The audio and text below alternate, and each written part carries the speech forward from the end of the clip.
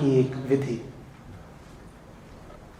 उत्सुकता आई थी कि ध्यान की एक विधि दी जाए, तो आप में से जो लोग उसके बारे में जानना चाहें वो समझें।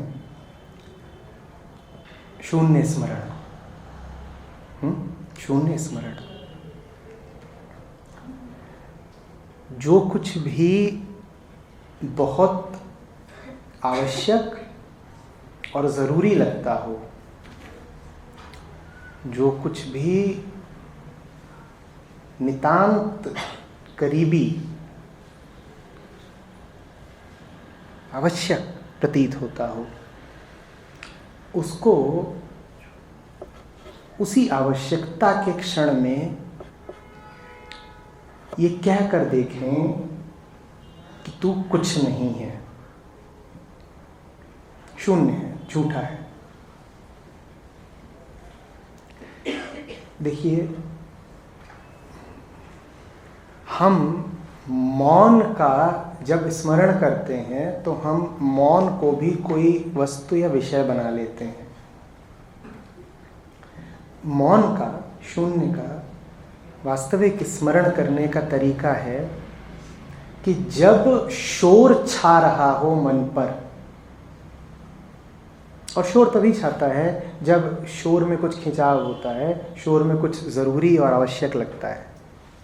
जब शोर छा रहा हो मन पे, जब कुछ बहुत प्यारा लग रहा हो, या जब कुछ बहुत ही बुरा लग रहा हो, या मन में नफरत उठ रही हो, कुछ बहुत ही आकर्षक लग रहा हो या घोर विकर्षण हो, तब कहिए शून्य है ये।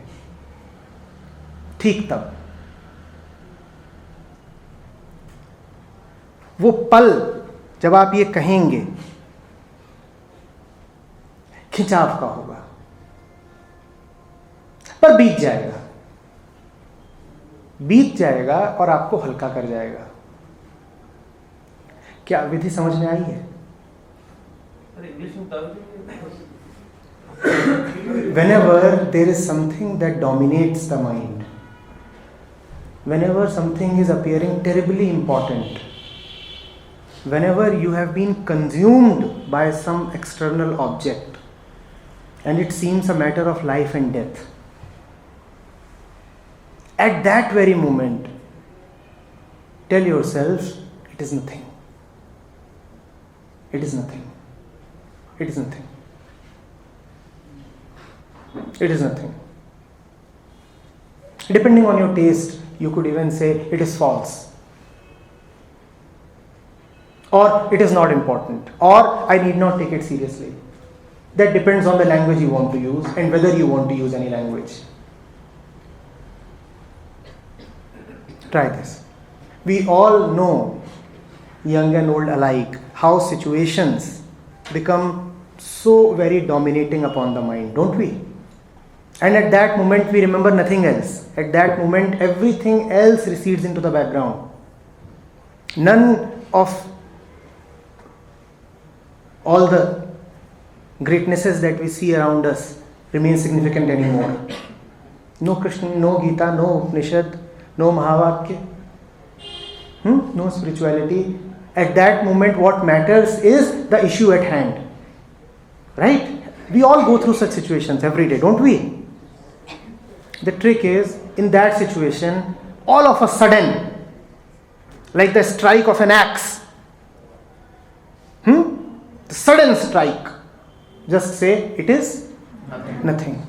Now saying that initially will consume some energy. It will hurt you.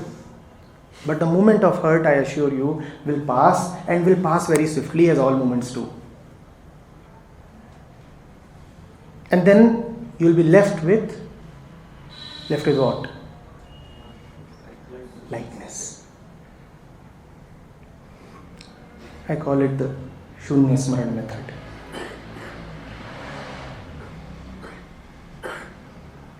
But how will you remember this? Tell me. There's a car standing outside and making a lot of issues. एक white car का not कर car number जो हटानी पड़ेगी. There is a particular car that needs to be removed from the parking lot. number is 9477. 9477. It does not belong to you. Sir, this gives indication I don't work on the issue that is in hand. Like, even though it's false, so therefore my house is burning. If I say it is false. Louder, please. Sir, suppose my house is burning, and if I say it is false, but still I have to run away or extinguish the fire. How does it relate to working at the issue at the same time I am saying it is false?